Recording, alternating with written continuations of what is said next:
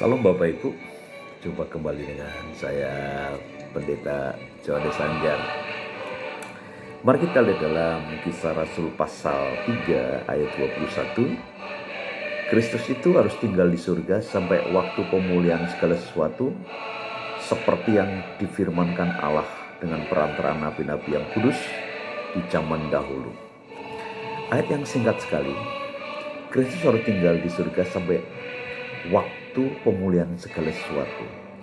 Tuhan Yesus sebelum datang ke dunia, kembali kedua kali menjemput gerejanya, maka gereja akan mengalami satu pemulihan yang besar. Pemulihan yang pertama adalah pemulihan keluarga. Kenapa kok keluarga? Karena gereja terkecil adalah keluarga. Kalau keluarga sudah dipulihkan, maka gereja secara otomatis akan mengalami pemulihan. Mari kita lihat Perjanjian Lama ditutup satu ayat yang sangat bagus. Maleakhi 4 ayat ke-5. Sesungguhnya aku akan mengutus Nabi Elia kepadamu menjelang datangnya hari Tuhan yang besar dan dahsyat itu. Maka ia akan membuat hati bapak-bapak berbalik kepada anak-anaknya dan hati anak-anak kepada bapak-bapaknya, supaya jangan aku datang memukul bumi sehingga musnah. Gereja akan mengalami satu pemulihan yang besar.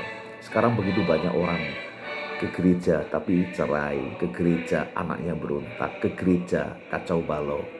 Walaupun orang pelayanan tapi masih ada terikat perceraian dan sebagainya. Tapi nanti akhir zaman ini Pak Ibu, akan terjadi satu pemulihan yang besar. Suami-suami yang tidak pernah ke gereja akan dicamat Tuhan.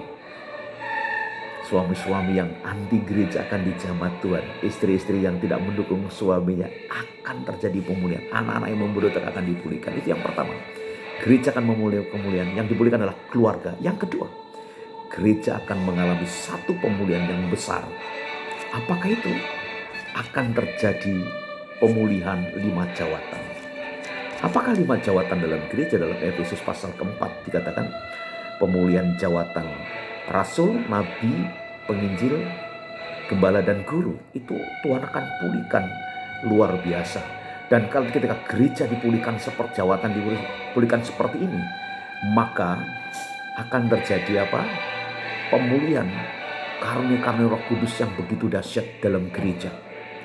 Nah, karunia-karunia seperti dalaman Kisah Para Rasul akan bekerja dahsyat di akhir zaman. Gereja-gereja mula-mula, gereja-gereja Korintus akan bekerja dahsyat di akhir zaman. Dan itu akan membuat orang-orang bertobat. Orang-orang akan mengalami Tuhan. Orang-orang akan dicamah oleh Tuhan. Dan ribuan jutaan orang bahkan bertobat. Dan kalau itu terjadi Bapak Ibu, maka Alkitab dalam kitab Yoel, apa yang dikatakan tadi Yoel terjadi digenapi. Saya akan bacakan dalam Kisah Rasul pasal 2 ayat 17. Akan terjadi pada hari terakhir, demikian firman Allah, bahwa aku akan mencurahkan rohku di atas semua manusia. Maka anak-anakmu laki-laki dan perempuan akan bernubuat, dan terutamamu akan mendapat penglihatan-penglihatan, dan orangmu tua akan mendapat mimpi. Juga atas hamba-hambaku laki-laki dan perempuan akan kucurahkan rohku pada hari-hari itu, dan mereka akan bernubuat, dan aku akan mengadakan mujizat di atas langit dan tanah, di bawah di bumi, darah dan air dan kumpulan asap dan seterusnya. Apa yang terjadi Bapak Ibu? Bahwa gereja akan mengalami tuaian yang besar. Jadi apapun yang terjadi sekarang, mungkin Roh Kudus ada sebagian diizinkan bekerja, ada sebagian menolak pekerjaan Roh Kudus. Tapi satu saat nanti Tuhan akan bekerja dengan caranya sendiri. Dia akan datang memulihkan gerejanya. Dia akan memulihkan hamba-hamba Tuhan. Dia akan pulihkan orang-orang pilihannya. Sehingga jutaan orang akan mengalami pertobatan. Gereja yang berdoa, gereja yang mendapat tuaian. Gereja yang berdoa, gereja akan dipulihkan. Maka setiap tahun Bapak Ibu, kami dari gereja yang kecil kami, di satu desa yang kecil juga, setiap tahun kami mengadakan KKR. Namanya Kalimantan Berdoa. Kenapa saya adakan? Karena satu hal, saya berusaha membawa jemaat untuk menyongsong kegerakan besar, merindukan kegerakan besar yang terjadi. Makanya Ada orang berkata, oh buang waktu, buang tenaga, ngapain buang-buang begitu. Buat saya tidak. Ini adalah satu investasi. Bagaimana kami merindukan lawatan Tuhan, kunjungan Tuhan. Sehingga gereja mengalami satu pemulihan.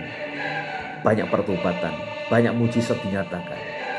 Dan tanggal 6 dan 7 Agustus di lapangan SMK Cairapan kami adakan KKR Kalimantan Berdoa. Dan kita berharap mujizat kesembuhan terjadi, penyataan-penyataan roh yang dahsyat terjadi. Dan dukung dalam doa Bapak Ibu, bahwa Tuhan akan memulihkan segala sesuatu sebelum Dia datang kembali. Kiranya Bapak Ibu dan saya terlibat di dalamnya.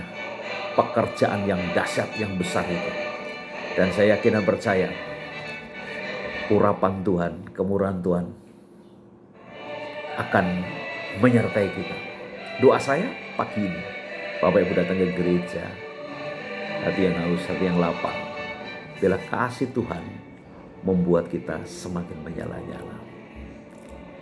Tuhan Yesus memberkati. Selamat hari Minggu. Selamat melihat dan mengalami kebangunan rohani di akhir zaman ini. Salam. God bless you.